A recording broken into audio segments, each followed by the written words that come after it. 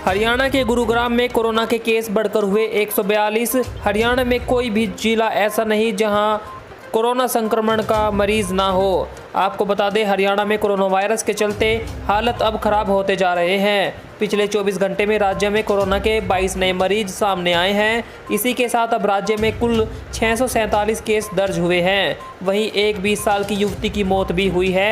यह हरियाणा में कुल 8वीं और पानीपत में तीसरी मौत है। एकमात्र राहत की खबर यह है कि राज्य में पिछले 24 घंटों के अंदर 19 लोग ठीक हुए हैं और कोरोना मुक्त हुए लोगों की संख्या अब 279 पहुंच गई। राज्य के जिन जिलों में कोरोना से स्थिति गंभीर है, उनमें दिल्ली से लगे गुड़गांव, फरीदाबाद और सोनीपत शामिल है। गुड़गांव में 24 घंटे में संक्रमण के 9 मामलों की पुष्टि हुई। यहां अब कुल 126 मरीज हैं। वहीं फरीदाबाद में 4 नए मरीज सामने आने के साथ कुल पीड़ितों की संख्या 88 पहुंच गई। सोनीपत में भी 2 मामले दर्ज हुए और संक्रमितों का आंकड़ा 86 तक पहुंच गया। जरूरी सूचना दोस्तों, अपने राज्य की सभी बड़ी खबरों को देखने के लिए अभी इस चैनल को सब्सक्राइब कीजिए। सब्सक्राइब करना बिल्कुल फ्री है। चलिए देखते हैं आगे की बड़ी खबरें। यूपी बिहार के 1 लाख से ज़्यादा लोगों ने जताई हरियाणा लौटने की इच्छा। जी हां, हरियाणा सरकार के वेब पोर्टल पर 1 लाख से ज़्यादा प्रवासी मजदूरों ने राज्य में काम पर लौटने के लिए आवेदन किया है। हरियाणा लौटने की इच्छा जाहिर करने वाले प्रवासी मजदूर उत्तर प्रदेश और बिहार से हैं।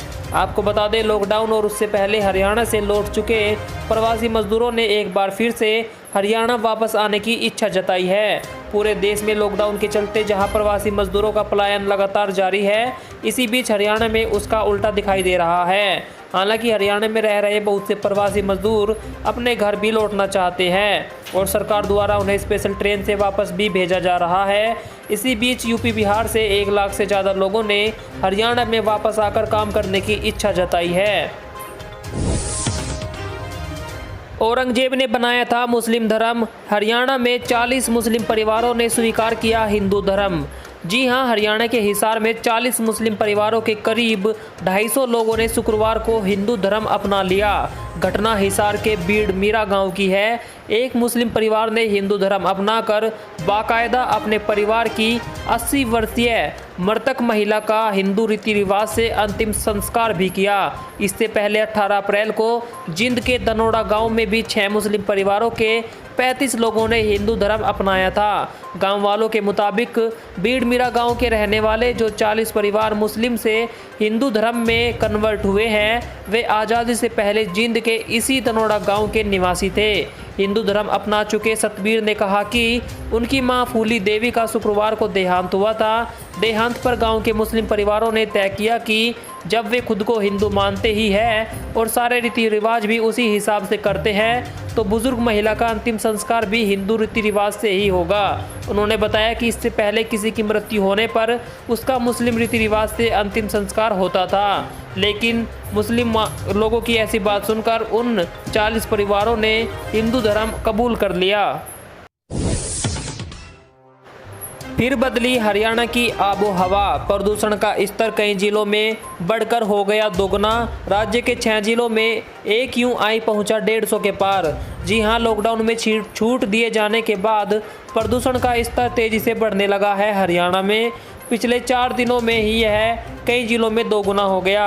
6 जिले ऐसे हैं जहां पर यह 150 के पार पहुंच गया है। हालांकि इन दिनों में यह अमूमन इससे भी अधिक होता रहा है। अब की बार करीब 45 दिनों तक चले लॉकडाउन में यह सभी जिलों में 100 के नीचे पहुंच गया था। पर्यावरण वैज्ञानिकों के अनुसार ऐसा वर्ष 1970 से 1980 के बीच रहा है।